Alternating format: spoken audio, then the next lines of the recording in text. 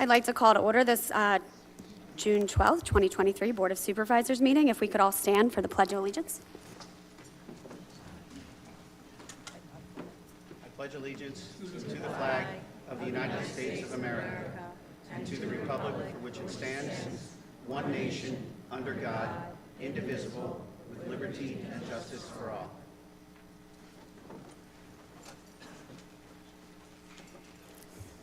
Thank you. Ms. Hannah, can you please call roll? Ms. Payne? Here. Ms. Corporal? Here.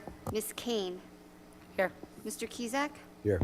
Also in attendance, Township Manager Ms. Teely Cools, Township Solicitor Mr. Esposito, Assistant Township Manager Mr. Valla, Township Engineer Mr. Kessler, Chief of Police Joseph Borderillo, Director of Building and Zoning Jim Ennis, Director of Finance Mega Bondry, Director of Parks and Recreation Paul Capero, Chief of Fire and Emergency Services Mark Antozeski, Superintendent of Public Works Eric Gartmeyer. Thank you. Our next Board of Supervisors meeting is scheduled for Monday, July 17th, 2023 at 7 p.m. right here in the hall, Public Hall. Special items tonight, we actually have a Community Foundation Scholarship Awards to give out. So is the President, Jim, do you want to come on up? Thank you.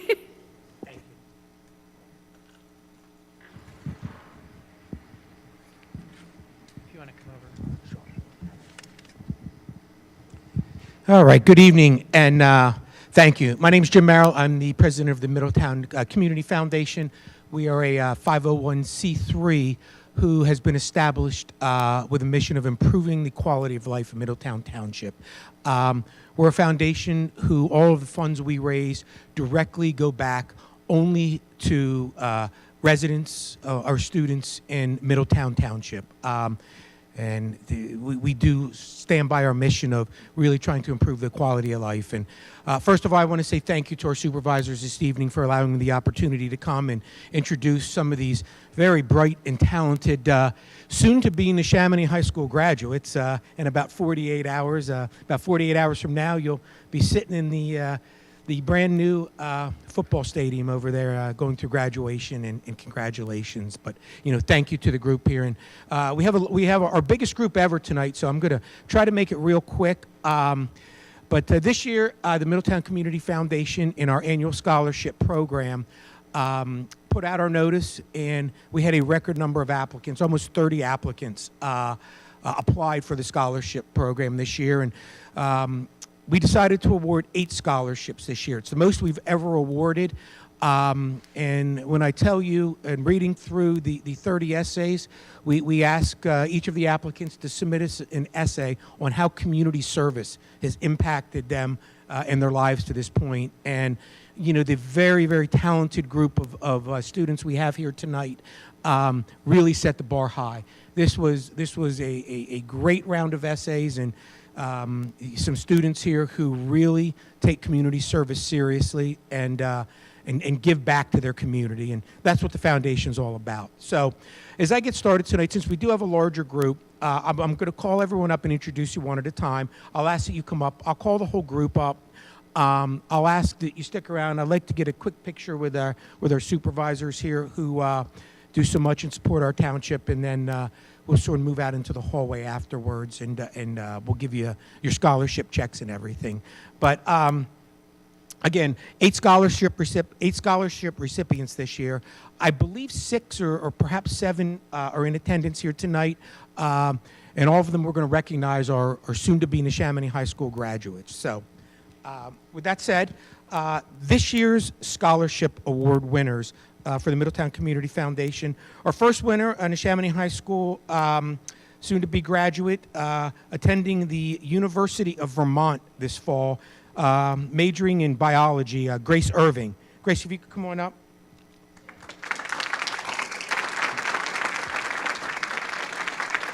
Up on the stage? Yeah, if you want to come on up on the stage. Thank you.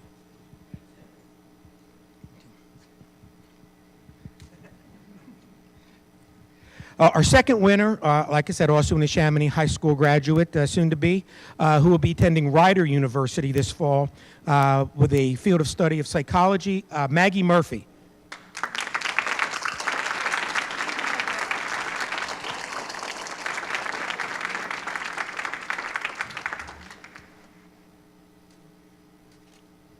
Our next winner, again, a Chamonix High School graduate who will be attending Slippery Rock University, studying elementary education and special education, Kate Weiner.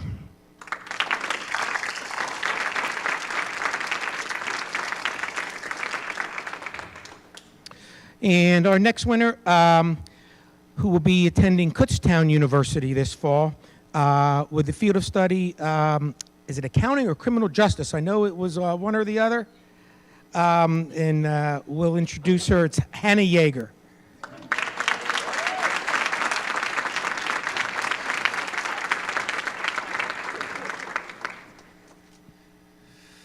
All right. Our next winner from the Chamonix High School, I'm not sure if he's with us here tonight.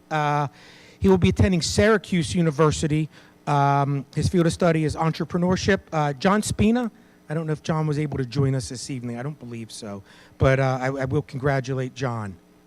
Our next two winners, every year we have two local residents who for many, many years have funded and endowed a scholarship in their name for the Middletown Community Foundation. And they select scholarship winners who sort of fit within the reason behind why they chose to fund these scholarships. And again, a big thank you to these next two folks who have been providing scholarship assistance through their partnership with the foundation for years. And the first one is the Becky Marsiglia Scholarship, awarded through the Middletown Community Foundation. And that is awarded this year to a Chamonix High School graduate, Susie Getz. Susie will be attending the University of Delaware, studying chemistry.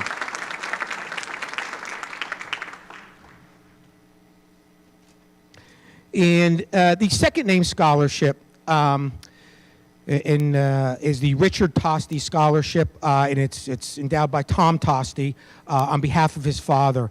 And Tom's father was an electrician. And this year, we had a scholarship applicant who will be attending the Automotive Collision Center, studying automotive training, going to a trade school. And I know immediately when Tom saw this, it sort of really tugged at his heart, with his father, who the scholarship is named after, working in the trade. So our seventh winner this evening, Giovanna Martin, who will be a recipient of the Richard Tosti Scholarship.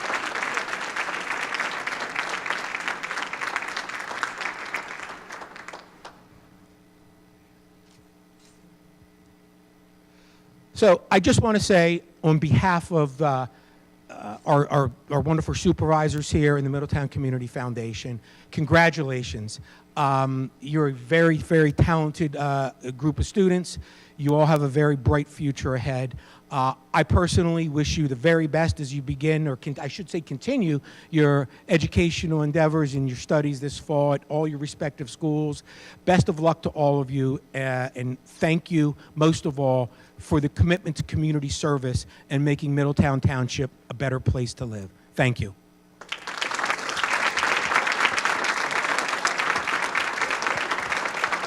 Just get a quick picture. Get the supervisors to join us if you don't mind, if that's okay.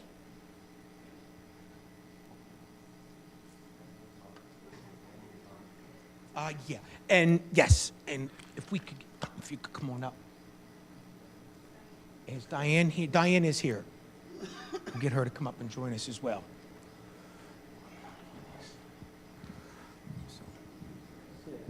I'll let you stand over there.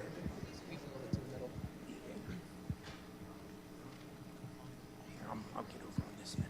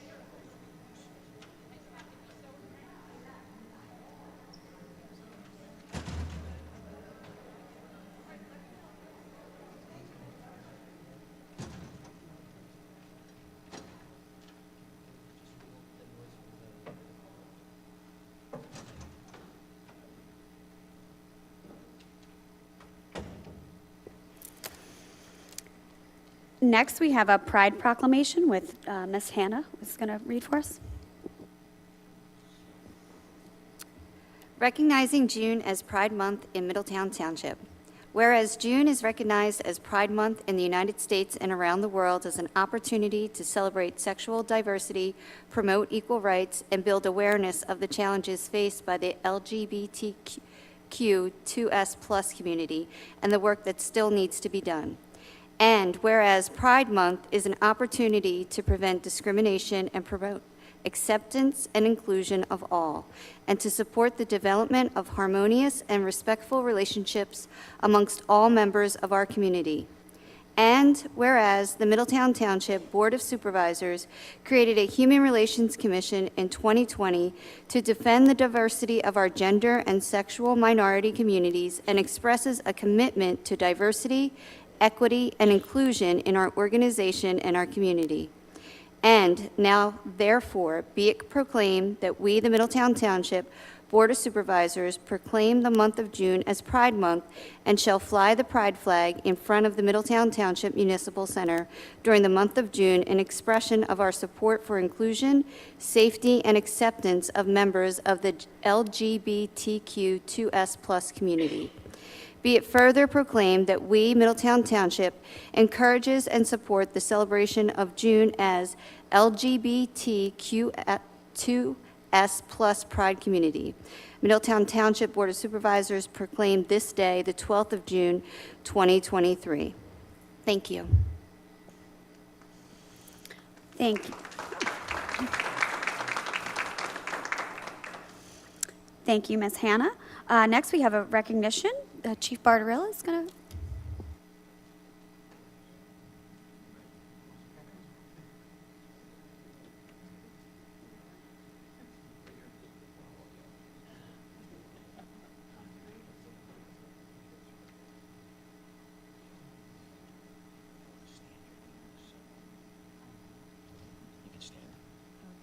Okay.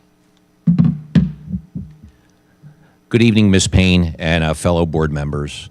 I'd like to take this opportunity to recognize one of our longtime school crossing guards, Louise Morris, on her retirement.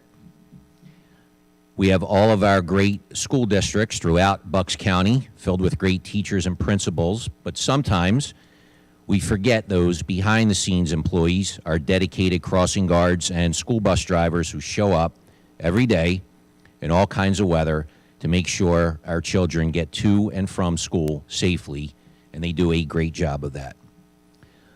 Louise has been safely crossing our children in Middletown Township for 36 years, and tonight we want to honor her as she retires with this plaque. And I know Sergeant Aileen Parker is here, who oversees our school crossing guards, so if Sergeant Parker wants to come up, she can. So this is presented to School Crossing Guard Louise Morris on behalf of the entire Middletown Township Police Department. Congratulations on your retirement after 36 years of honorable service to our students and our school district, years of service, 1987 to 2023. Congratulations, Louise, and thank you. Yep.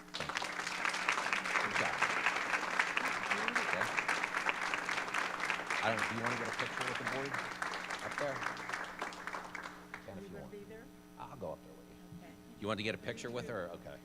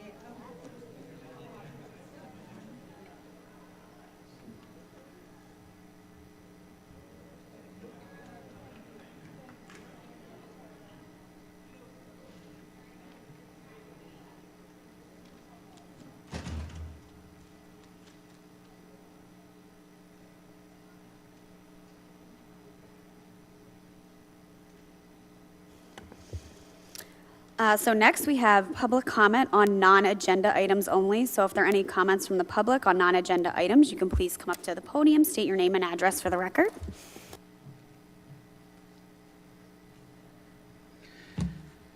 Good evening. Thank you for your service.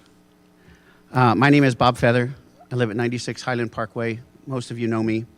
I've been up here a few times before. We've discussed on a few occasions, most of us, about some issues that we've been addressing and trying to resolve in our Highland Park community. So I'm here as a representative of myself and my neighbors to hopefully continue these discussions and get these issues addressed and resolved in a somewhat reasonable manner, okay? So we've been talking about these things for years, obviously. And it's been over a year since we've had a meeting with the township manager and the management company of the shopping center behind which we live. Granted, I'm going to say this again. I've said it numerous times before. We understand we live behind a shopping center, and we understand that we have some concessions that we need to make as a result. We get that. Unfortunately, we are and have been dealing with issues that have been progressively getting worse over a number of years with regard to air and noise pollution, okay? It was indicated at the last meeting that I attended that we never mentioned anything about air pollution in any of our correspondences with you. However, if you go back and you read the correspondences, it is clearly outlined in there that we have our concerns about air pollution, but the noise is absolutely unbearable in most cases, in which case we're dealing with these refrigeration trucks that are sitting idling for hours on end in front of our homes, making it unbearable. We can't open our windows. We're getting exhaust fumes in our homes, and we just can't live a quality of life that we should be living in Middletown Township as we see it. Now, again, that last meeting that we had was over a year ago, and nothing has changed. In fact, things have gotten worse for us. We still have tractor trailers and trucks sitting in front of our homes idling for long periods of time. We still have large trucks and tractor trailers driving through our neighborhood because there's no signage to tell them, hey, you shouldn't be doing this. We have so many issues that have been addressed, that were addressed at our meeting on June 9th, but nothing has changed. Now, we're not asking for miracles here. We're just asking for your help. And that's all we've been doing for years, and we haven't gotten anything. Oh, I'm sorry. We got a meeting.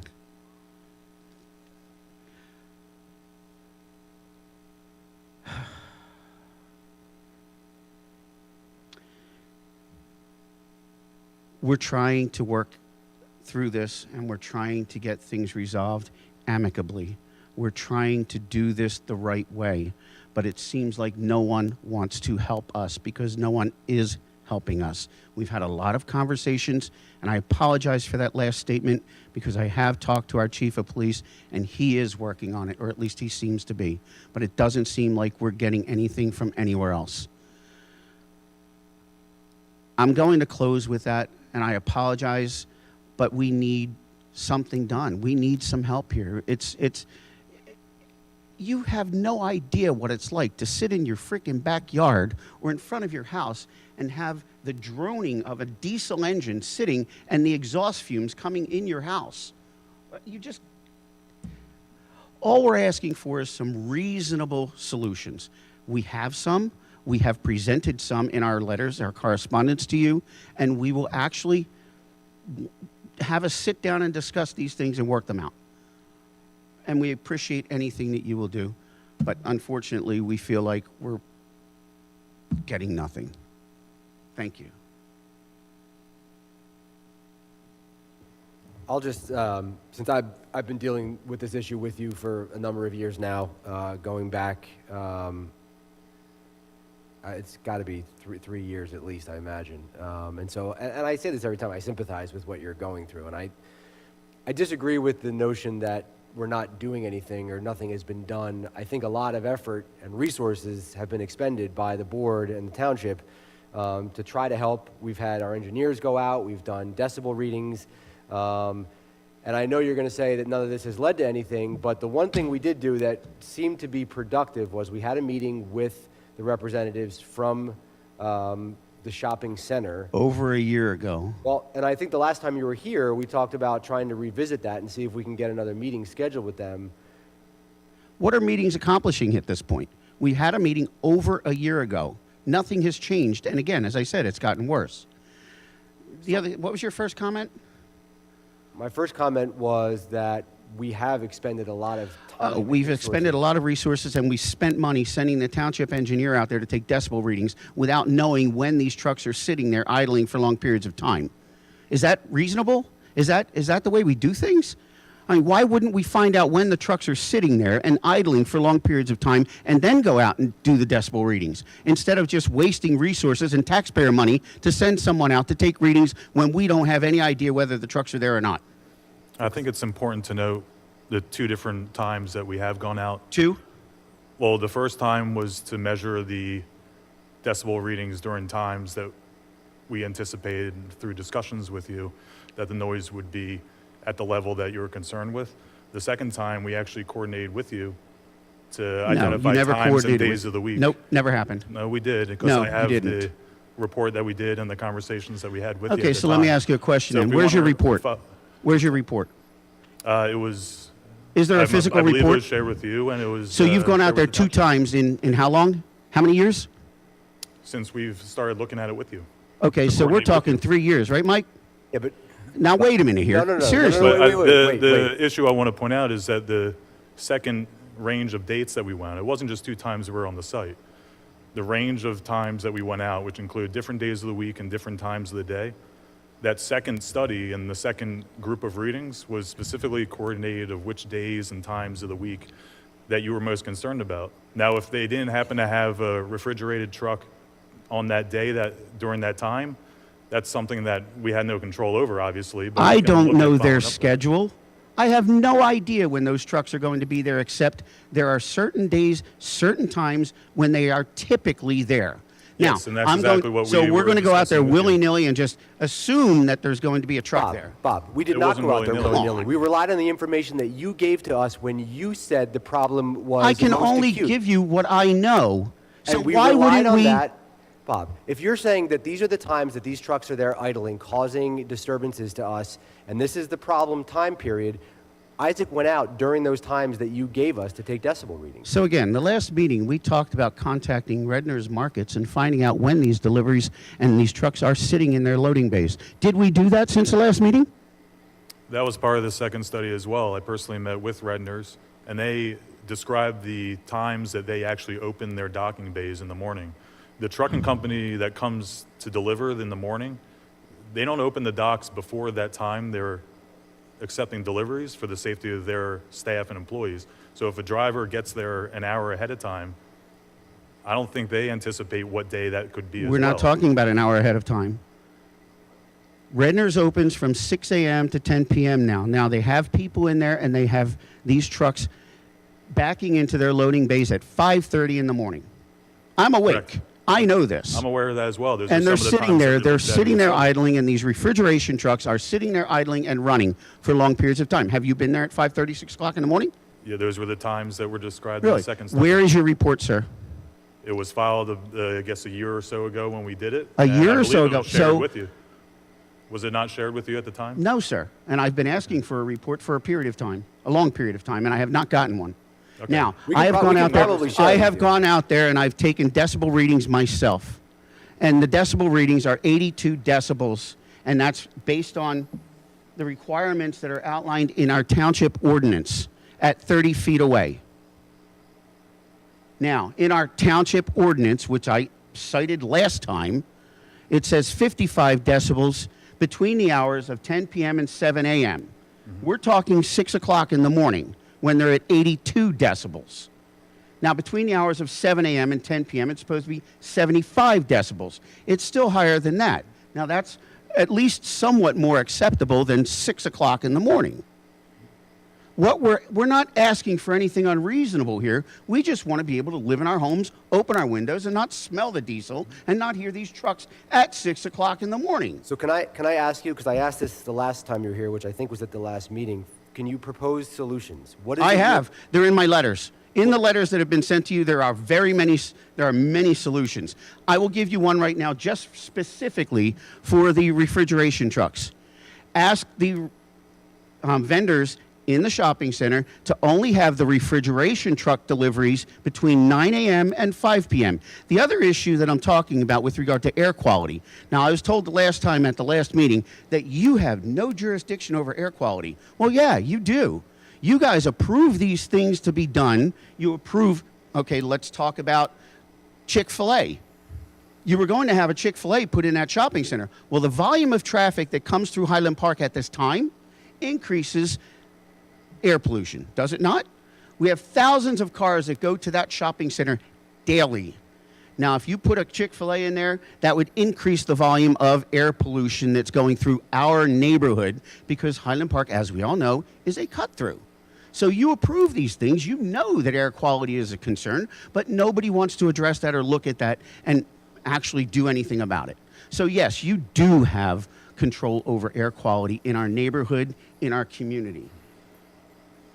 So my solution, as I said, for that particular one issue, have them only have refrigeration truck deliveries between 9 a.m. and 5 p.m. The other issue is children, before they go to school. They're sitting in their living rooms. They're sitting in their family rooms. They're sitting in their kitchen eating their breakfast. They have the windows open. Where are those exhaust fumes going?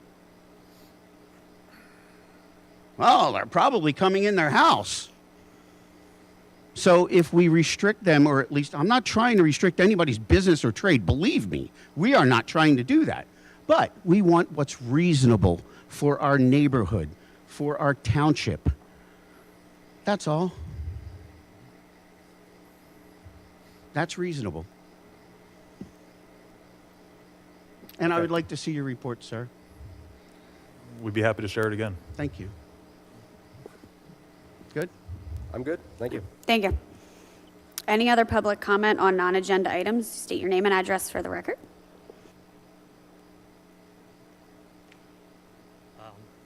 James Belser, 662 Valley View Road, to discuss, I guess, the property at 596 Langhorne Yardley Road.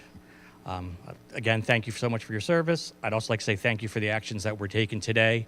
Under the preliminary injunction, part of the fence was removed today, which is a positive thing. But in general, when we look back at the whole experience that we've gone through, it's been a rather lengthy one and a very time-consuming one, and we're coming up on a year with very little done. And I say that we had a meeting in March where they told us you had to, dot the I's and cross the T's, and you were going to file your paperwork. Right? Meeting was in March. You filed your paperwork in May. Pretty lengthy amount of time between dotting I's and crossing T's. We've got another case that was filed in January, which nothing has happened with whatsoever at all. It's still sitting there. It's still listed as active. There's been no follow-up with it. There's been nothing going on. The current case, I guess we're still in the process of getting Curtis served, because that hasn't continued either. First, let me go off. So it is public policy not to comment on litigation matters, but I can talk to you in a general matter. So with the injunction part, there are a lot of issues that have to go in with filing an injunction. It was filed, I believe, I don't know the exact date, end of April, maybe beginning of May. We did have to... Your filing date is? If you're talking about the emergency injunction, that was filed... No. The actual court case, your date is 5/8. Okay. That's when it's filed. Emergency injunction, I think, is 5. I can look it up for you if you want to know it right now. So, listen, there are a lot of things that we need to get into place when we file complaints, file any litigation. All right, we need to have all exhibits attached. We need to make sure all, as you said, I's are dotted and T's are crossed. There has been multiple litigation matters that we had to take into account, okay? You can look at dockets. There has been litigation filed by the other party. We have to take that into account. We have to discuss with our insurance companies. We have to look at every single aspect. The litigation that you're talking about that was in January is for zoning enforcement matters. That was handled at the DJ court. We decided at that point in time, as to taking that to get a judgment, we decided instead to do the injunction route. The injunction route, I will tell you, is not a route that many municipalities take at all. This is not something that usually gets to injunctions, and especially not emergency preliminary injunctions like we just did to get that fence down. I'm not saying that you guys don't have a right to complain and let us know. I'm just saying we are going above and beyond than pretty much any other situation with zoning enforcement matters on regulations like this. We are still moving forward with the injunction for the other violations that Mr. Smith has. He has technically not been served by the sheriff, that he's been dodging the sheriff. However, he was technically served with the emergency injunction, which had a complaint of the injunction, which we're going to argue he has been served now because he showed up in court to handle that matter. So we are working with the sheriff's office and the Middletown Attorney's office to handle the service of that right now. That will be in litigation, and we have to go by the court's time period to handle those matters. But I will disagree when you say you've stopped, the other hearing with the magistrate. I would like to see that continued. Absolutely continued, because those things are still occurring. No, but the injunction matters are what is handling those zoning enforcement matters. So you can only do one matter. thing at one time, is what you're telling me. If that's the suggestion, I suggest we hire another law firm That's and not. have another law firm file paperwork. And that's That is the not- avenue I would go. The DJ matters that I'm telling you about that we filed only gets us money judgments, which we Right. have in the DJ court. Right. We wanted to take it to the Court of Common Pleas. We have done that, and that's why we're going the injunction route. The judgment for the money is still there. But for that one, but not for the one that was started in January. there are other, yes, there are They're other. the ones I'm saying I wish yes. you would continue with and keep active and keep pursuing. Yes, we are continuing to pursue them. Again, I check every day, He and is there's- avoiding service. We are working with the constables to serve him. Is there a We are not allowed to process? serve it ourselves. Is there a process through the court when someone Yes, refuses service? yes, there is, and you have to file motions. and Have get you the filed court the and get motions judge. for that from the one since January? Not for DJ court, because there is not in the DJ court those motions I'm talking about. And we will continue, we're going to work with the constable, because the constable is the one that has to serve those motions for the zoning violations, okay? And we will get those. Okay, I keep hearing we will, but I keep seeing time going and going and going and going and going. I move, maybe we look at another law firm that maybe is more proactive. We're not hiring another law firm, and the suggestion that, our solicitor is somehow delaying or dragging his feet is just absolutely not true. I didn't And say he's delaying well, it. you I'm suggested saying it. You suggested it. And I didn't say it, so don't put words in my mouth. I did propose hiring another law firm because there are lots of law firms out there who have done sovereign cases, who have gone through this process. So why would we reinvent the wheel and not go with a firm that's done this type of work before, who has encountered this type of work This is before? what his firm does. This is what they do every single day. You've done sovereign cases. Okay, now you're going off something different. You're talking about This isn't a- sovereign citizen. Yes, this is a sovereign citizen case. No matter how you look at it, that's what this is. But what we are doing in terms of the enforcement has nothing to do with the sovereign citizen allegation. This process of enforcing zoning violations and obtaining injunctions, that's what Mr. Esposito and his law firm do every single day. So when we have a meeting and they keep telling me, this is not normal, we don't have somebody who does this, this is out of the blue, this is completely different than anybody who's ever done, he's filed against us in Philadelphia, he's done everything different. Well, that tells me that you're not familiar with the process, that maybe a law firm that would be different would be familiar with that process. That has never been said, that we have never been able to handle this. You never said you weren't able to handle it. The I didn't sovereign say that. Sovereign citizen situation, that is something that does not really come into play, he can claim whatever he wants to claim. There is no such law governing sovereign citizens. Absolutely agree with you 100% on that. That is how we're handling it. It is not, the fact that it has been a sovereign citizen situation has not So delayed if anything. I that we have request done. all the information on how every other case was handled in this township in times of timeline in serving, this is going to follow exactly in that. This might This be is actually- might this is be actually more gone- aggressive and more quickly Yes. and Oh, no, expedient. I've heard from some previous township managers that this was not aggressive. So I I guess disagree. I will file my right to know information. You then, absolutely can. And we'll go through this. I'm still waiting for my other one to come You through. can file a right to know request. The dockets are public records. It's on its way, it's like this high. Okay.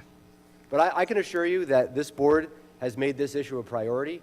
We are in constant contact in terms of what's happening in the litigation and what our solicitor is doing.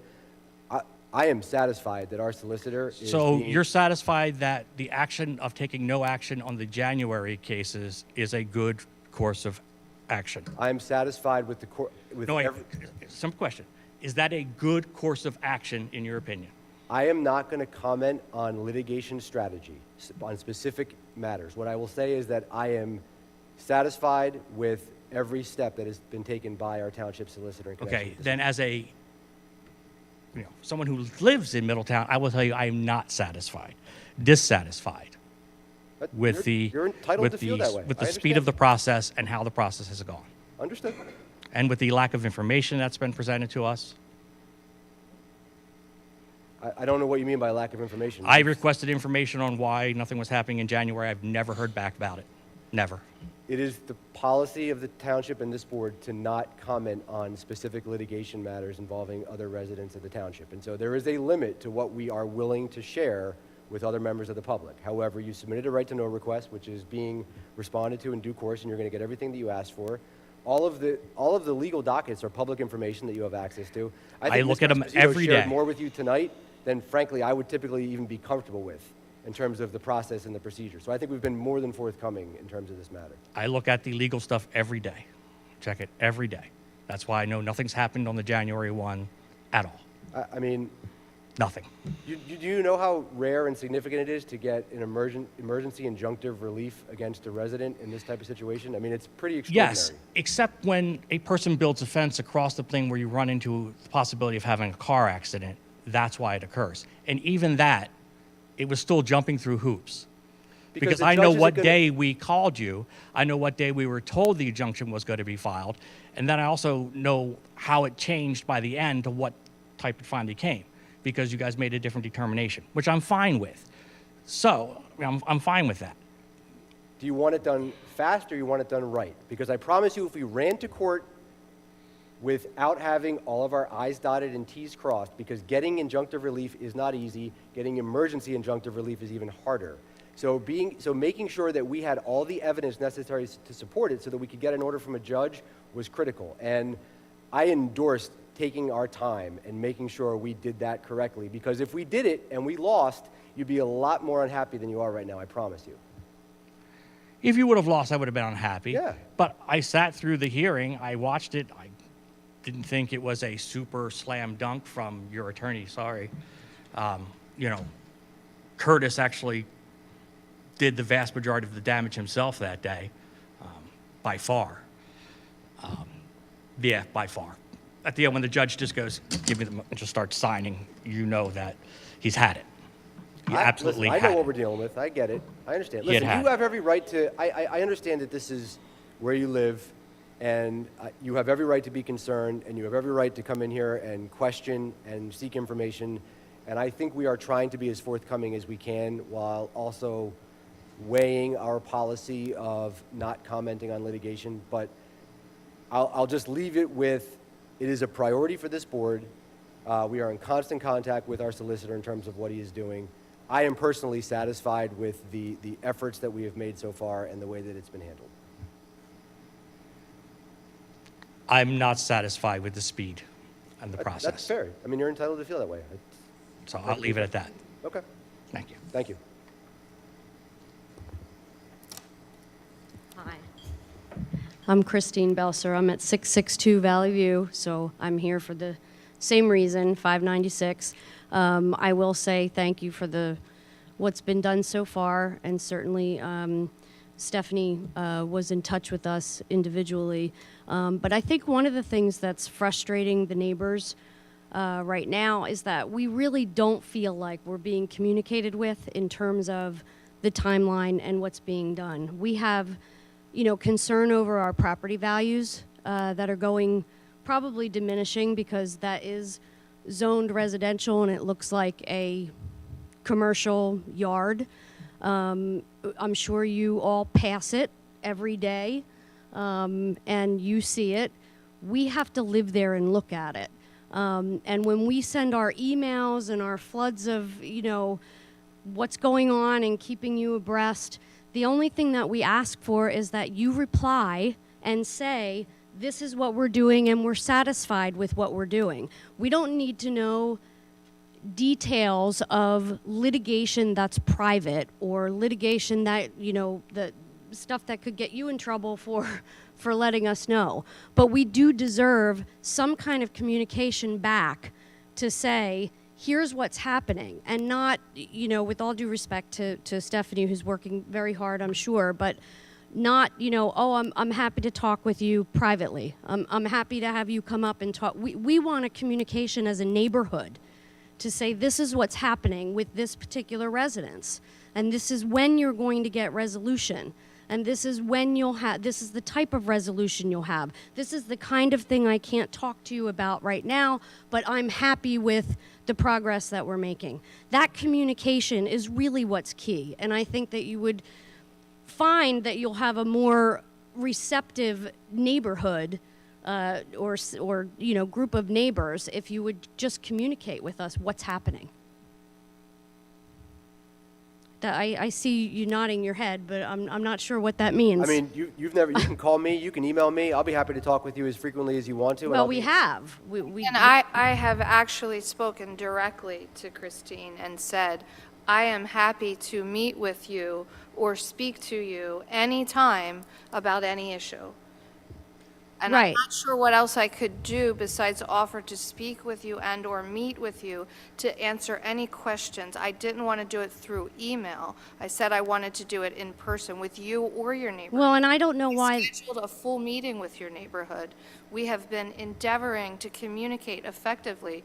We are, as an organization, spending an enormous amount of time on this for you and for your neighborhood and for the community as a whole. I don't disagree that you're spending a lot of time on it because this is obviously a big case. But I do disagree that we have been communicated with. We had one meeting that you asked us to come to or that you offered to have. And again, it was not something that you gave to us in writing. It was things that could get misinterpreted, which, as you heard from my husband, certain things obviously got misinterpreted. So why can't we have something in writing that says this is what's happening? This is what we're doing. I offered to speak with you. The last you and I spoke, you never followed up with me. I offered to Because I didn't want to speak directly. I wanted you to send something. I'm not understanding why a verbal communication is not satisfactory. You Well, asked because me things to get be lost sure. in verbal communication and things can get misinterpreted, as you just saw. I am just at a loss because it's not making sense to me. I'm trying to communicate to the extent that I can. I mean, we care about your neighborhood. I have stood on your street. I have called the police on the weekends. I mean, we are caring about your neighborhood and trying to resolve what is a problem. We understand it's a problem. And the only thing I'm not doing is emailing you. Right. Because it is subject of litigation. It is subject to litigation, and all advice to any administrator is not to communicate via email with a group of neighbors. I'm happy to talk to you, and I've never had a neighbor ever prefer that I email them than speak to them, so that's kind of why I'm at a loss. Well, I'm sorry you're at a loss. We prefer things, communication in writing. Yes. So Our legal advice to the township is to put as little in writing about litigation matters impossible, because all of that is discoverable and can be used by the other side. So if the other party, through discovery, obtains any emails, they can try to use it for certain discriminatory factors or anything else that they're trying to claim against the township. So that is why it is advised to the township officials and to the administrative staff. Well, I can certainly understand that, but, why not, okay, we filed this the other day, and here's when we're expecting it to be, that we just want a set of expectations.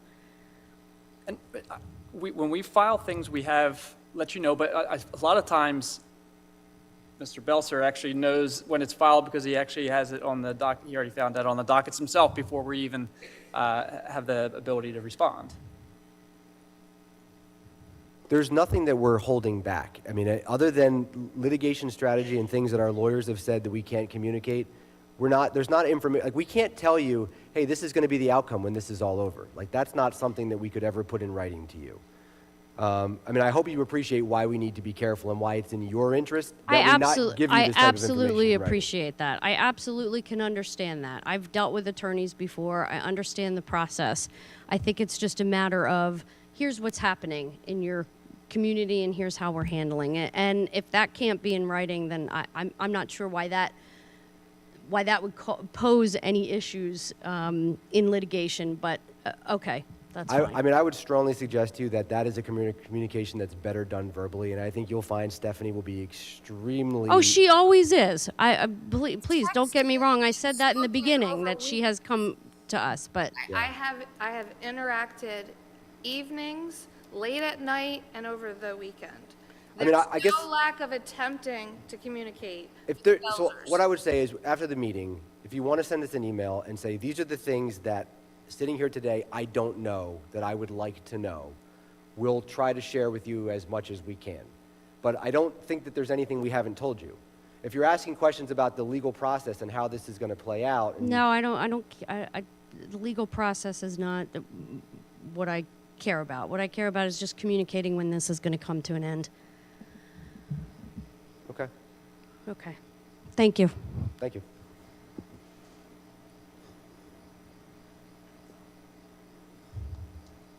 Hello, I'm Linda Lokes, 640 Valley View Road. First of all, thank you very much for what happened today. I can't tell you how many times I was frightened to come out of Valley View Road onto Langhorne Yardley. So I just have two questions. Number one question is, what happens if Curtis decides to put up that fence again across the front? Do we have to go through the same process for an emergency injunction, or does it just get taken down immediately? So we have the order that we can move upon it immediately, and we can file for sanctions against him based off of the order if he does anything further. So you don't have to reapply, it would just come down again. Okay, and my second question is that there's no reason to reinvent the wheel. I know there's other communities across Pennsylvania that have sovereign citizens. Is there any way that you can investigate and how they navigated it so you aren't spinning your wheels trying to figure out how to get around it? I know there was a problem in Camden County with the Moors, which are sovereign citizens. It took them a long time to navigate it, but they won. But there might be a shortcut for this. Just a thought. That's it. Thank you.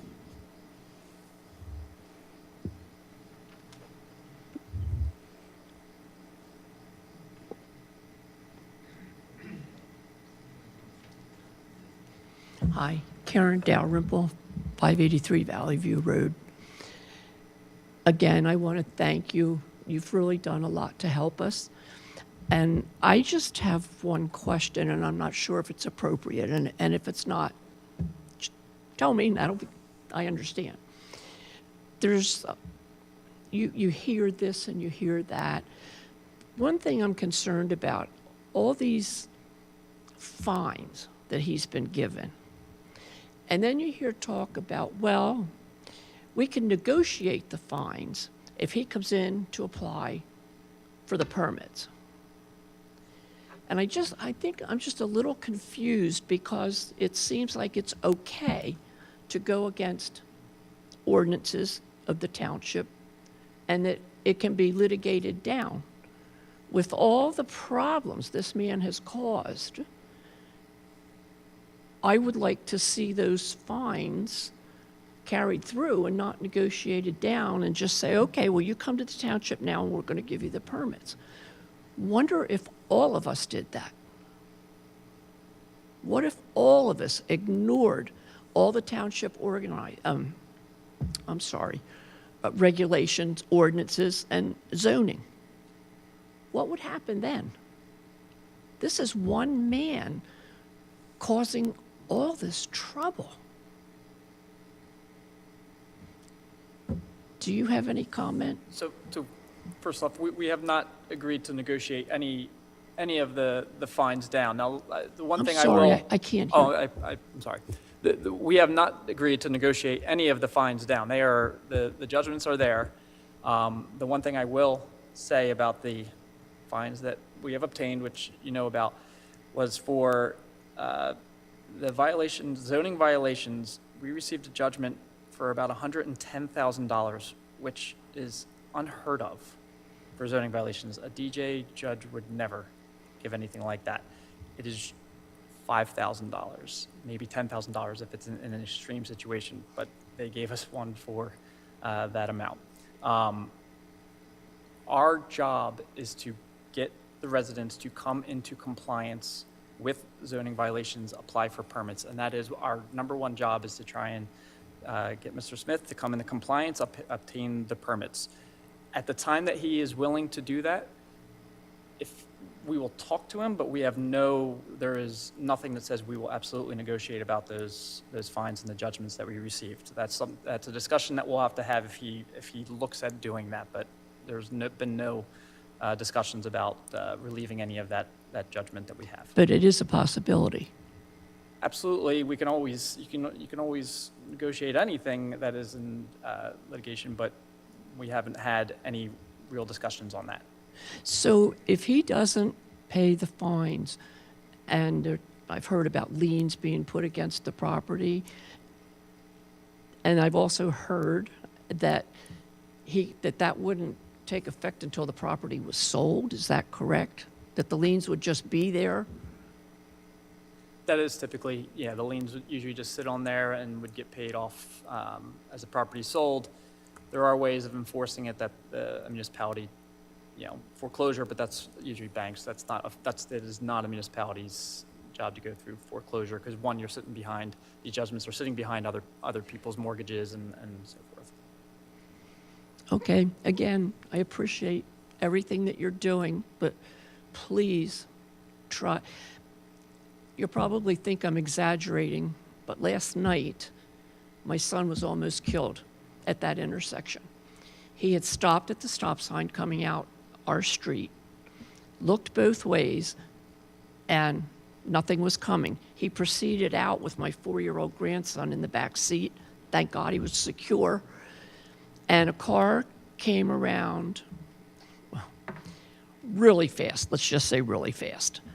And my son slammed the brakes on. Now he was right in the middle of Winchester Avenue. The only thing that saved him is there were nobody in the other 2 lanes. So the car, it was just out of control, but it went around him in the other 2 lanes. So had there been cars there, I wouldn't have a son or grandson today.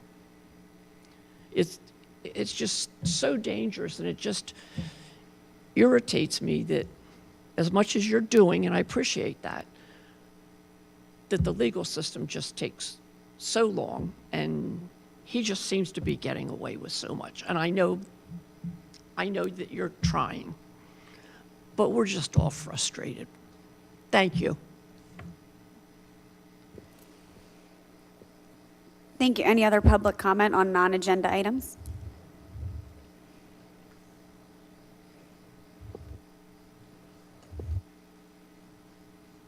Hello.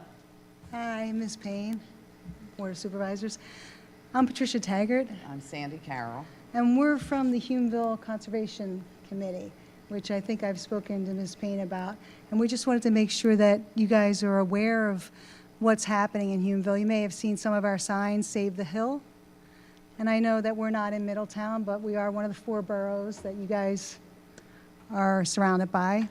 I'm not sure if you're aware, and that's why we came today, that the planners, the developers, which is Superior Holdings, Mr. Larenzetti, is planning, part of his development is to do 3 apartments. It's 121 residents on 27 acres. And it's a catastrophe for us as far as flooding. As you know, we flood. As far as... I'm sorry, could you just speak a little closer to the mic or a little Sure. louder? I'm Can you? sorry. Oh, that's much better. And- Sorry. And about could you that. just repeat the last couple of sentences Sure. you said about the number of homes? So right now, his plan is, what's been presented, we're under conditional use application, that he is. He's had multiple meetings with the town. And it's 121 residents, and that's comprised of 3 apartment buildings, 11 in each, townhomes, and approximately 40-some single-family homes. So part of the property that he's going to be on is in Middletown Township. I'm not sure if you guys are aware of that. Sorry, I just want to clarify for the board, and correct me if I'm wrong, this is the development that is happening in Humeville Borough. Yes, exactly. And there is a very, very small sliver that no construction is actually happening on, but this very small sliver that is in Middletown Township, but it's actually, nothing's being constructed on that part. Well, that's actually not true. I was sent a copy of the plans as a courtesy. Looks like maybe a little couple, like 3 or 4 parking spaces might jump over There's an a little entire bit. parking lot, there's an entire parking lot that is, your area will be a part of, and it'll run the full sliver. So it's, Yeah, so in a situation where it's very minor like It that, is. municipalities will usually defer to the other municipality where the majority of the construction is happening, and they just keep us informed of the situation and what their decisions will be. so as a courtesy, who reached out to you? Initially, it was the attorney for the developer as he was making his application. Copied Murphy? us- Mr. Ed Murphy, yes. Copied us on all the applications that they submitted to Humeville Borough. Okay. And then we haven't really received anything since the application. So I guess my question would be, if this were a bigger sliver, if this were a bigger piece of land, would that zoning, would that be zoned permissible, a parking lot in that area? Would that be a by right situation? Would that be, what would that be for you guys? It's parking for residential, which would be permitted. It would be permitted in that in that area? Yes. It would be zoned for that? Yes. Okay. Okay, so moving on. We just wanted to make you aware that this is happening, but obviously you are aware. I don't know if the rest of council is aware, but this is, over 1,000 cars. There's only one in and out. There's flooding. There's going to be an impact to the Neshaminy School District, and what we've been told by Hoover is that they have 3 spaces available. They have no more room. We know that there's more being built over Maple Point, but also they're going to close another school. It's kind of going to be a balance, right? A wash, that's what I'm being told. Is that correct? Like the school they're getting rid of and the school that they're building, it's just an equal number. Anyway, what we've been told is that they don't have any more room for any more students. So the flooding, the students, the traffic, the pollution, all of those things is what we're concerned about. And we just wanted to make you aware and stay in communication with you, because we're hoping to get support from everyone who surrounds us, because it's not going to just impact Humeville. It's going to impact you as well. Taxes, all that sort of thing. For us, taxes. So, do you have anything? Thank you. Thank you.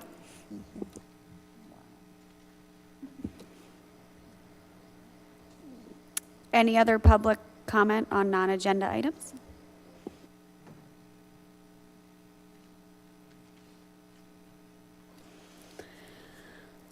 Seeing none, I will move on to the consent agenda.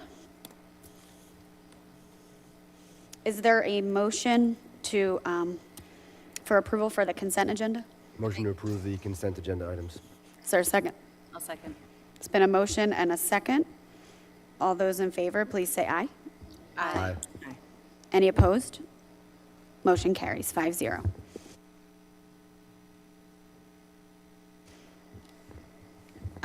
Next, we have a zoning hearing board application. Attorney from Eastburn and Gray. Oh, there she is. Thank you. Good evening.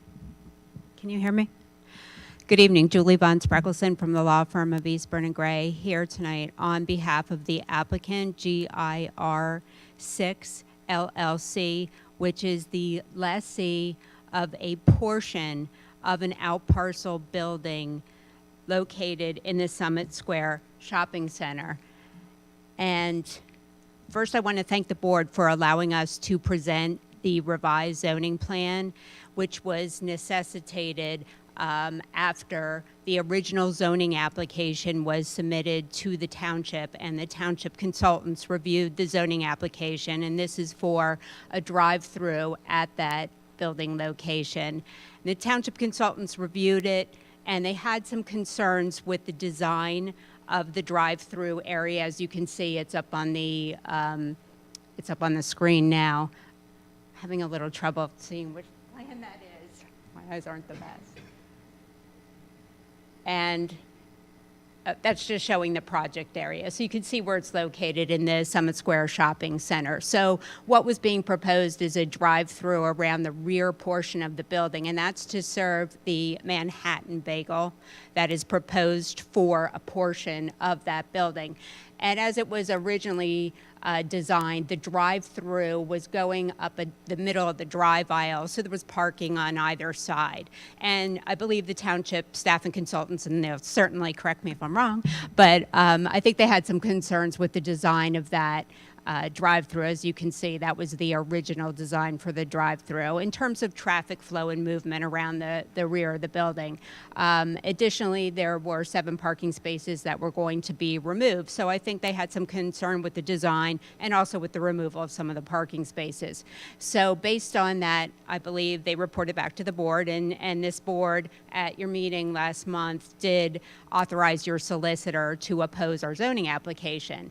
So after that, we decided that we were going to go back to the drawing board. We directed our project civil engineer to redesign that drive-through area to make it more safe and efficient flow of traffic through the site, which I believe we were able to accomplish. And maybe if we could go to the next plan, we can show the revised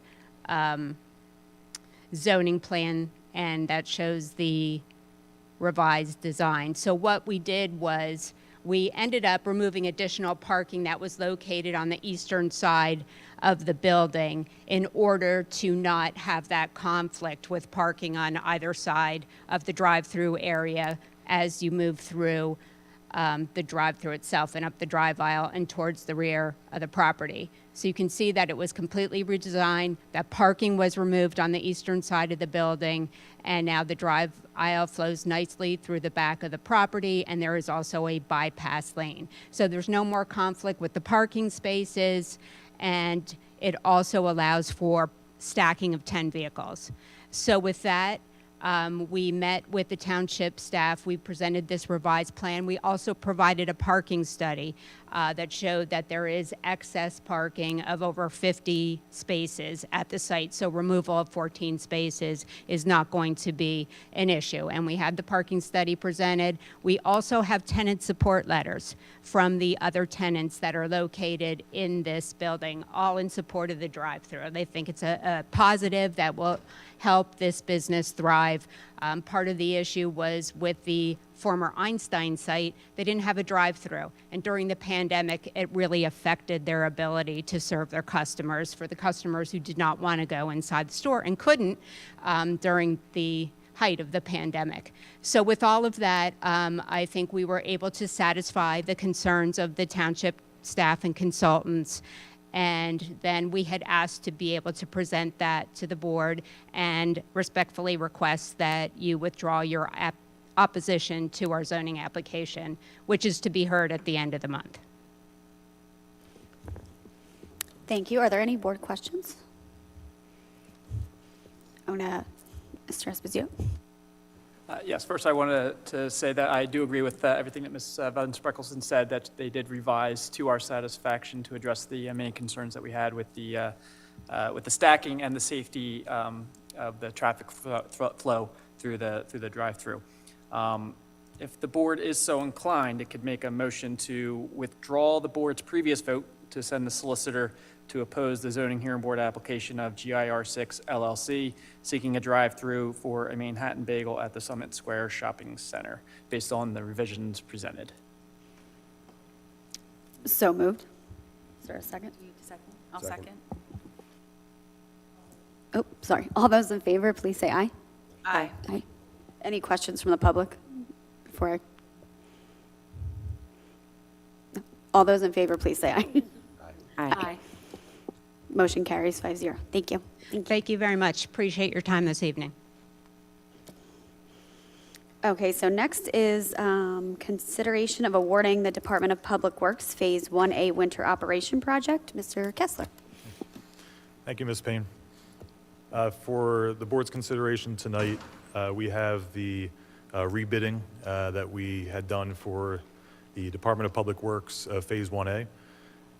Phase 1 is currently underway. That was the fueling systems, the new fuel pumps, and moving some of the operations on the site for the fuel tanks. Phase 1A would and has been planned to follow that.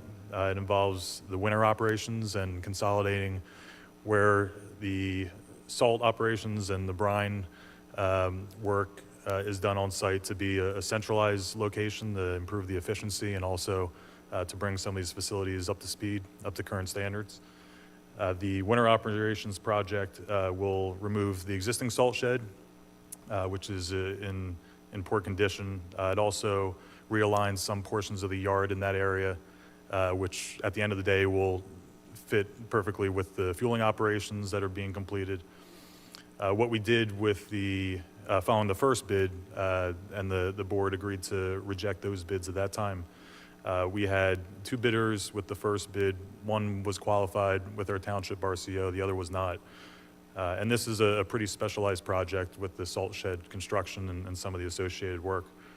So we didn't expect too many bids to come in, but we had two at the first one. The qualified bidder was quite higher price than we were hoping for. So we identified quite a few items that the Township Public Works has agreed and is capable of doing in-house themselves. We were able to remove that from the rebid when we sent it back out. For the rebid, we received one bidder who is qualified with our Township RCO.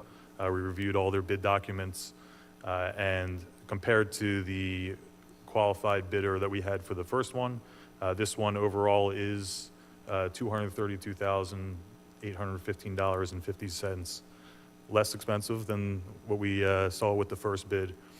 It's still a significant cost for a project of this size, but we do recommend moving forward with this Phase 1A with funds available to kind of complete the process of the improvements that we're looking to do. Definitely focus on the improvements that we want to have in place for winter operations that will really set up the township for future years. And if the board is inclined tonight, we'd look to award the bid, the rebid rather, to the qualified bidder, Scott Building Corporation, to begin setting up the initial schedule for when that could begin following this Phase 1 work that's currently underway. I'd be happy to answer any questions that the board may have.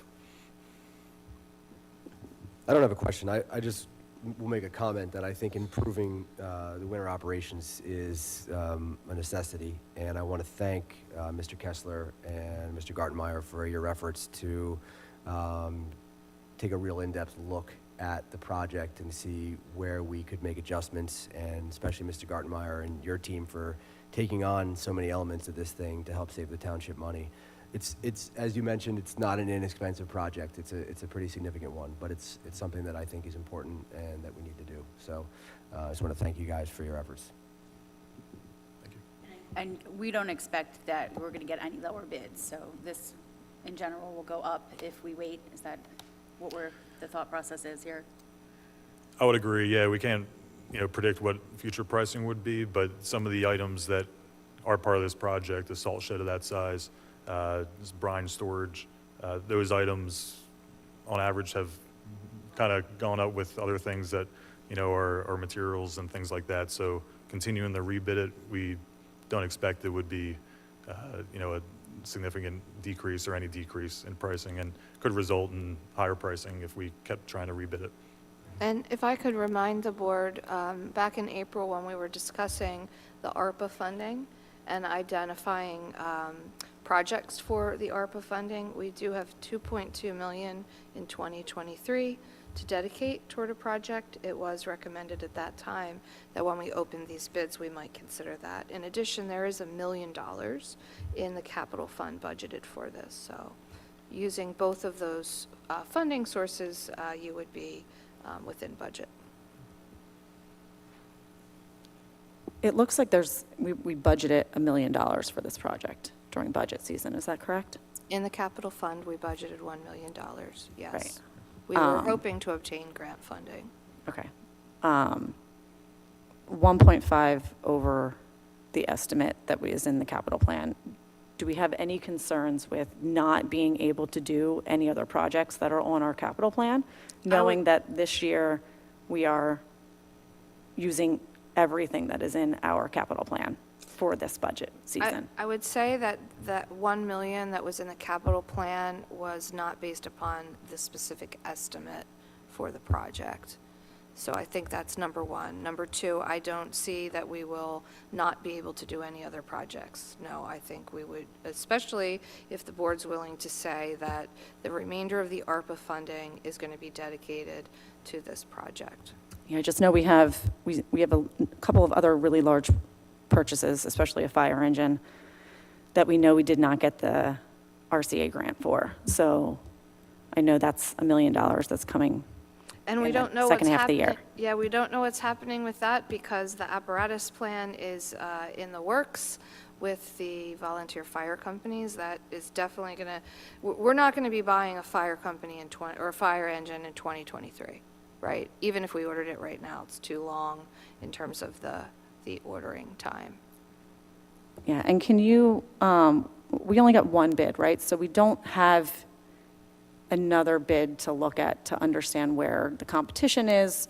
It looks like Scott Buildings, we've been using them consistently over the past few years with really our large projects. Is there a reason why we're not getting multiple bids on especially something this large? When it comes to these types of projects, as I mentioned, it is a bit more specialized, similar to what we saw with the fueling systems, phase one. There's not a long list of construction companies that do this type of large-scale type of work. To have one bidder this time, obviously we always desire a few to get some comparable prices. The fact that it's a rebid and we had the two prices that came in the first time as well is part of the reason why we're recommending the rebid to be awarded tonight. Some of the items, as I mentioned, have gone up a bit in price, usually like concrete and some of the more structural items. Other ones have come in lower. So with that, just the one bidder with Scott coming in for the rebid, but we are able to compare it with the pricing that we saw come in the first time, and that way we can try to kind of assess some of the trending with the pricing and be comfortable with recommending the rebid to get awarded.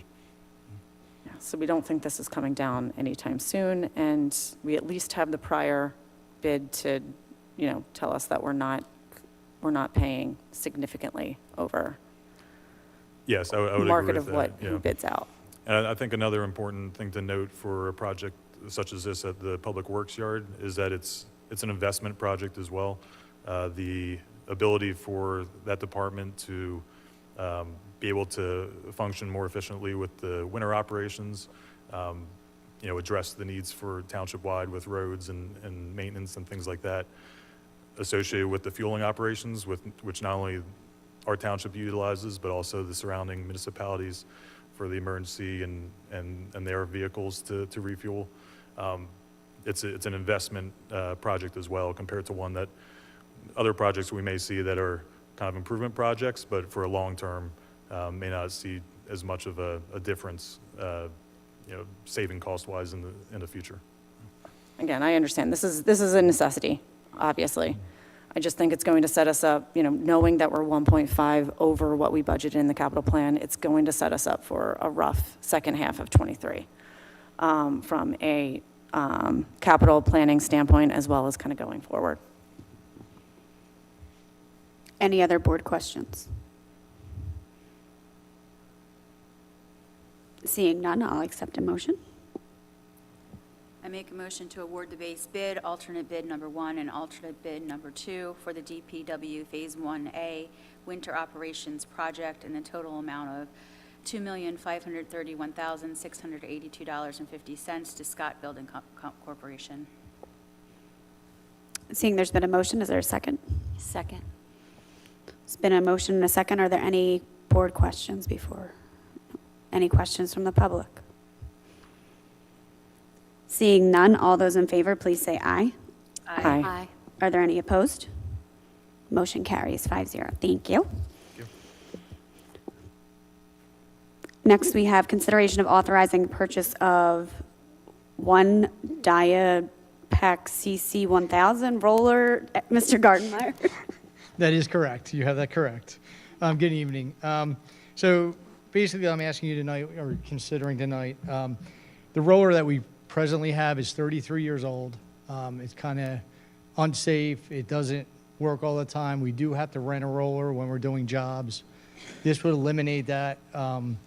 And, it's there when we need it. We use it for a lot of different things, stone, paving, and things of that nature. So I think it's an investment. It's something you're not going to buy in the next 5, 10, even 15 years probably. It's one of those pieces of equipment that you'll have for a while.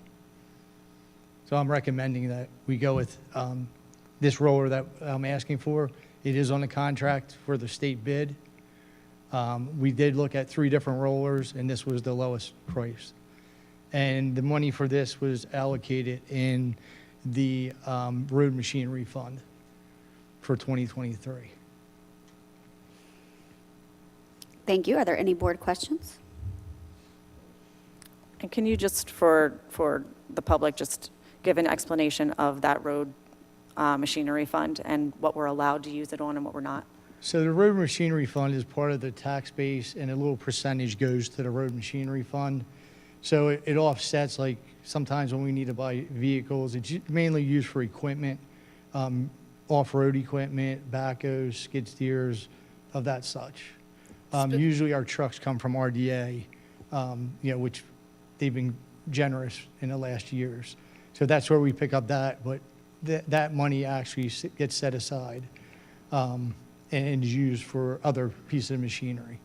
It's specific real estate tax Right. millage that goes into a fund that can only be spent on equipment for public works. Correct. Thank you, Mr. Gartner. Are there any other board questions? Seeing none, I'll accept a motion. Move to authorize the purchase of one Dynapac CC 1000 plus roller from Asphalt Care, Bensalem, Pennsylvania, for a total of $43,000. Second. There's been a motion and a second. Are there any questions from the board? Any questions from the public? Seeing none, all those in favor, please say aye. Aye. Aye. Aye. Opposed?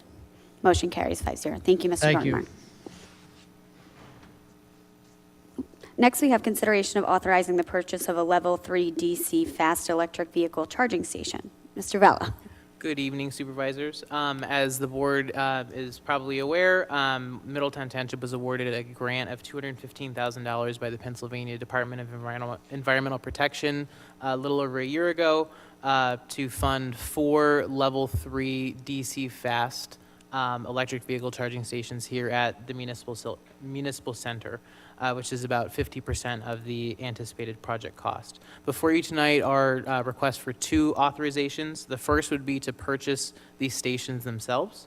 The second would be to authorize a change order to the township's road paving contract to have a contractor come in and do a small paving area behind the public hall here.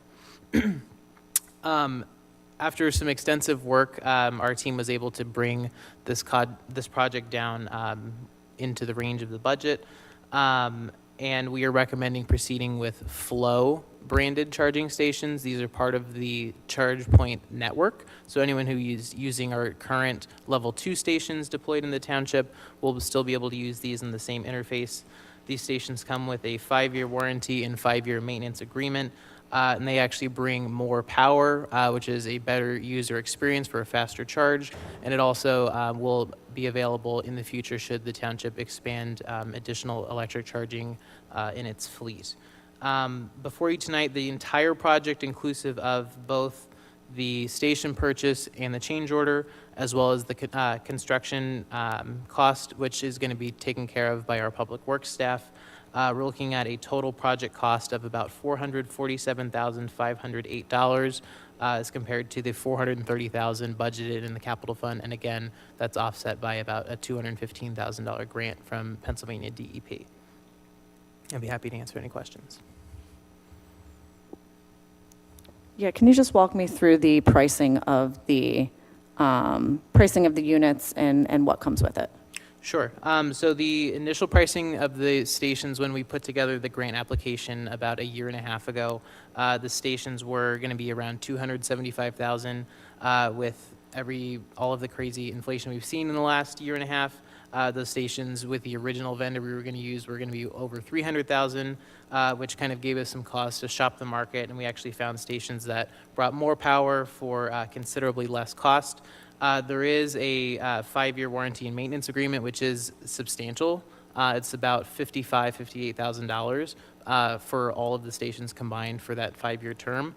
All of the stations that we quoted, both with ChargePoint and with multiple vendors, all came in within $5,000 to $8,000 of that same warranty price. And what's different about these, with this warranty specifically, is that this actually includes a 5-year, once a year they come out and actually physically check the stations to make sure they're operating as they should be, and includes any repairs that need to be made to those stations during that 5-year period, which is not something provided by the others.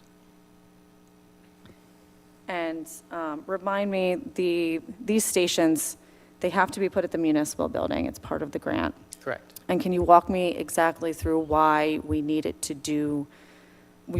create an $85,000 parking lot? Sure. And I was skeptical of this too, admittedly, because you would think, well, we can just put them at the other side of the building. How much more can it actually cost? The electrical conduit and the construction materials, just to go from behind this building where the electrical panel is out the shortest run possible to that parking area, is still significant. It's over $100,000 just for the construction materials. Trying to extend that all the way to the front of the building, you'd be looking at multiplying that cost a couple times over, and that was not something that was properly quoted in the original project cost. And to further offset the cost of this project, because the scope has come better into grasp, our Public Works Department is actually able to use their staff resources to do the electrical construction component of this project in-house. So basically, you're saying that even though it's $83,000 for the parking lot, it's the cheaper way to go? Absolutely, yes. Wow. Are there any other board questions? Seeing none, I'll accept a motion. Can we do these as a one motion and vote once, or do we have to vote twice? All right. I will move to authorize purchase of 4 100 kilowatt level 3 flow electric vehicle charging stations from Rexel Energy Solutions of Taunton, Massachusetts, in an amount not to exceed $244,200. I will also move to authorize change order number 1 to the 2023 road program contract with James D. Morrissey, Inc. of Philadelphia, Pennsylvania, in an amount not to exceed $83,350. I'll second. Seeing as there's been a motion and a second, are there any questions from the board? Any questions from the public? All those in favor, please say aye. Aye. Aye. Opposed? Aye. Motion carries 4-1. Thank you. Consideration of authorizing the purchase of 5 vehicles and 1 motorcycle for the police department. Chief?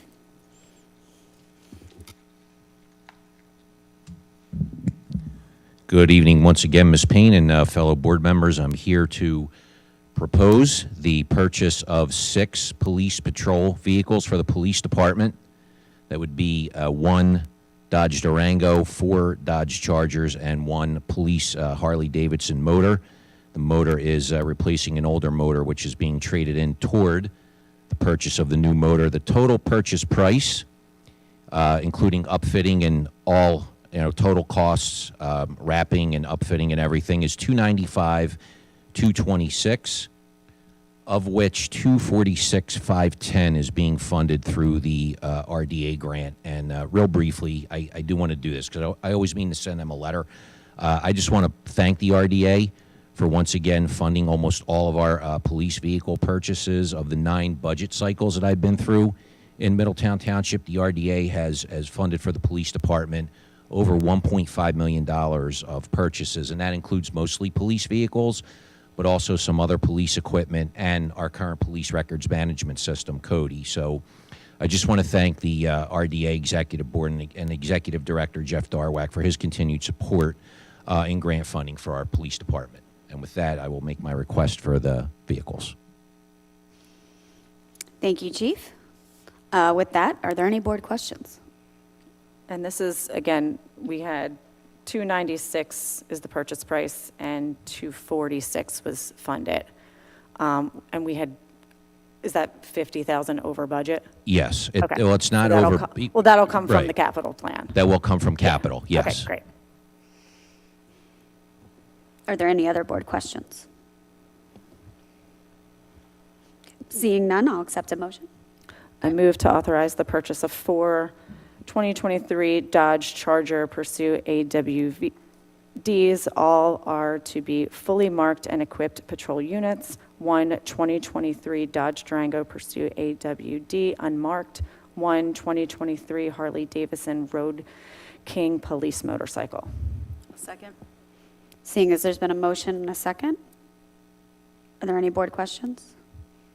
Any questions from the public? Seeing none, all those in favor, please say aye. Aye. Opposed? Motion carries 5-0. Thank you, Thank Chief. you. So next is consideration of authorizing a memorandum of understanding with the Teamsters Local 107. Mr. Anastaski? I got this one, thanks. So you have before you this evening the MOU that will enable us to move forward for 12-hour shifts. This has been a long time coming. As you know, we've got great representation from our Department of Fire and Emergency Services here. We have discussed this. It was a recommendation when we did the fire services study. It was an item in our strategic plan. Many of the people in the room were here in 2018 when we first started to just respond to calls during the day. And at this point, we're poised and ready to make that first big step toward being a combination department. In order to do that, because these employees are members of Teamsters Local 107, we need to do a memorandum of understanding which spells out just the differences in their 12-hour shift as compared to what is already negotiated in the contract. So we have received agreement and a positive vote from the union for this. You have in front of you the actual agreement, and in your packets over the weekend, all of the individual aspects of the contract that are changed. This contract expires at the end of 2024, and so this time next year when we're negotiating the Teamsters contract, we'll be able to pull all of this stuff into that. Thank you. Are there any anything to add, questions? Chief? Okay. No, ma'am, I was just going to say thank you for bringing this forward. It's been a lot of work with the union representation, with management, bringing both sides of everybody together to come up with something that will work for everyone. And it's a big step, as Stephanie has said. It's been a long time coming. Like I said, 2018 they started. They had to study, so forth and so on. So this 12-hour shifts will be from 6 a.m. to 6 p.m. Monday through Friday, including holidays, which is when the volunteer stats show that the lack of volunteers because of work schedules, et cetera, and that's why we've gone to these schedules. So again, it's been a long time coming. It's something that will improve services to the township, and we hope you move on this so we can move forward with that project. Thank you. And it looks like July 7th, we'll be able to get this thing started. That's fine. I'm willing to go and say we can do I know it. we were looking at the beginning of the pay period, so we'll just confirm That's that because we yeah, were that- looking at the 3rd or the 17th, I think. But we'll, Oh, whatever the beginning of the pay period is, that middle one we can do. So Yes. it'll be very shortly. Yeah, I just wanted to thank you for the presentation that you made last time. It made it, one of the things that we've been asking as a board is data associated with some of the decisions that we have to make. It makes our life a lot easier when there is data that's supporting a decision that we have to make that involves, this big of an impact to the township. Thank you, and we'll continue to put that data together on a monthly or quarterly basis, whatever the board prefers, and we're refining our data as we go. Like I said, we just started collecting data January of this year, and we're refining some of the search queries to get more minute details so we can get better decisions. But anything that you're looking for, that we'll try to put together for you. Yeah, and I know, again, we have really great volunteer companies in our township, and this is really just an additional, help from our township to help supplement where they need help. So I think it's really great for residents, and it's great for the community. Absolutely. Thank you. Are there any other board questions or comments? Seeing none, I'll accept a motion. I move to authorize execution of a memorandum of understanding with Teamsters Local 107 regarding 12-hour shifts for employees in the Department of Fire and Emergency Services. Seeing there's been a motion, a second, or is there a second? Sorry. I'll second. Now there's been a motion, a second. Are there any board questions? Any questions from the public? Seeing none, all those in favor, please say aye. Aye. Aye. Opposed? Motion carries 5-0. Congratulations and thank you. Thank you, ma'am. Next, we actually just have a little bit of a discussion and update about the CSX and SEPTA study. Sure. We were pleased to receive news last week. There were 63 projects that were selected nationwide as part of the U.S. Department of Transportation Railroad Crossing Elimination Grant Program. So it was across 32 states, only, again, 63 projects. And one of those projects is going to hopefully help improve what has been and continues to be a real problem in our community, and that is the Woodburn grade crossing at the CSX Woodburn Yard. And so the one project that is going to, the project in Pennsylvania is $375,000, and we are one of 3 projects that they are going to do a study to determine what might be done to help improve that situation. So I know that it's a big news story, and just wanted to make sure our residents were aware that this is happening because it is a problem in our community. And that's all. Thank you. Does anyone have any questions? I just want to say I think this is fantastic news, and I'm sure all of our residents will be happy to hear about this because this has been, such a problem for so many years, and it would be great to have some solutions. So next we have Mr. Capera from Parks at Rec to talk about a Grooving at the Gates event. Good evening, Madam Chair. I am happy to present as the last item on a long meeting, and my fellow director said I could talk about an hour on this topic, so I'm really happy to be here. This event that we're talking about is basically meant to replace the 4th of July parade. When you talk about data and everything else like that, the reason for transitioning from the parade to a different event is basically a million little things. The bigger things, the lack of sponsors, always trying to find somebody else that wanted to be present. The regular firms were there, but that number was dwindling. People in the community that were always presenting and always marching in the parade, the base, core group was always there, but that number was dwindling. the numbers of wagons that we could get from both Stiers and Shady Brook were dwindling. If interest rates had not gone from 2 to 7 in about a year, we wouldn't have been able to use the Visick parking lot, the Blue Pearl parking lot, which we use for staging, and that really curtailed our operation. So what we decided to do was transition from a 4th of July parade that happens on the 4th to a community-type parade at the gates at Forsythia Crossing Park, which is between Forsythia Gate and Snowball Gate. There are 900 homes between those two neighborhoods, and this will be a fabulous opportunity for us to present to the community a different kind of event, a different place to gather. We had Stiers last year, which was a first-time event. We had close to 2,000 people there. Everybody from that Maple Point, Cider Knoll area came over, and it was just a fabulous thing. The Parkland Day at Firefighters Park that happens in the Parkland neighborhood, again, just fabulous, and everybody gets together. It's like a huge neighborhood block party. This is going to be open to everybody, but it's really specific to the Levittown folks. What we're planning is the 7 band is going to play. We have the Bucks County stage.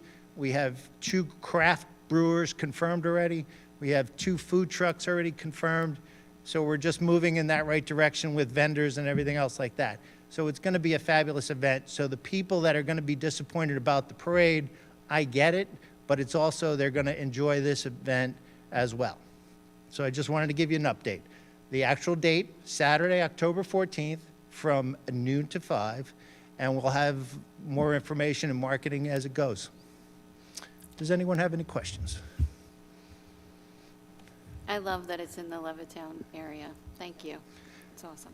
Yeah, I agree. I mean, I love the parade. I always enjoyed being part of the parade. It's probably the only thing my kids actually like about the fact that their dad's a politician is that they get to ride in the truck in the parade and throw candy. So I was very sad and disappointed to see it go. However, I absolutely understand and accept why that was the right decision for the community. But that was very much a Levittown-focused event, and so I'm glad that we found another event that can really be focused on that part of the community. And so far, this sounds like it's going to be fantastic. And if it's anywhere close to what we saw at Stiers and what happens in Parkland, it's going to be a really great event. So thank you for your efforts putting this together. Yeah, I just want to say thank you. I'm pretty excited about it. It sounds like a lot of fun, and I'm super grateful that we were able to find something to replace the parade for the Levittown residents. So thank you. And I appreciate the board's input through this whole process and, guiding me in this right direction. So I do thank you as well. With that, are there any other questions or other business? No other questions for Mr. Capera? Okay. Other business. We'll start with Mr. Kessler. Nothing further. Thank you. Mr. Vala? I just wanted to congratulate the 8 students who received scholarships this evening from the Middletown Community Foundation. Mr. Esposito? I just want to announce that the board did hold an executive session prior to tonight's meeting to discuss litigation matters and personnel matters. Thank you. Ms. Giolakos? I would just like to thank and recognize the members of the Department of Fire and Emergency Services who stood through an hour and 45-minute meeting. Appreciate your attendance and your support, and excited for what is ahead for your department. Supervisor Hannah? I also wanted to congratulate the scholarship winners and thank the community members who came out tonight to share their views about what's happening in their community. That is the only way we change things. So thank you. Supervisor Kizek? Yeah, congratulations to the students that won scholarships, and thank you to Mr. Tosti and Ms. Marsegula for their generosity in endowing 2 of those scholarships. I also just wanted to make a comment, and I've probably said this a million times, but it just struck me again tonight, at how often Mr. Gartenmeyer and the Public Works Department step up to handle projects in-house that we then don't have to contract out, and it happens time and time again, and at 2 instances tonight, we saw it with the winter operations and with the charging station. I mean, they just save us money over and over and over again. And I know it's a lot for you guys to take on that extra work, but you always step up. And as long as I've been here, I've seen that from your department. So thank you, guys. Supervisor Kane?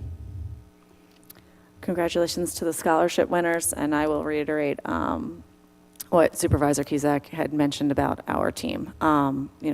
The Public Works team, you guys continue to do a phenomenal job and help us save money and help us, continue to make sure that we are able to complete the projects that we have put on our list. Supervisor Corporal? Can I just say ditto? No. Sure. Again, congratulations to all of the award winners today, and thank you for all the work that you do, Mr. Gottmeyer, and thank you for thinking of Levittown area and giving us what I'm sure is going to be a fantastic event. I'm excited about it. Thank you. Since everyone else said everything possible, I have nothing else to say, and I will accept a motion to adjourn. I make a motion to adjourn. There's been a motion and a second. All those in favor, please say aye. Aye. Motion carries 5-0. We are adjourned.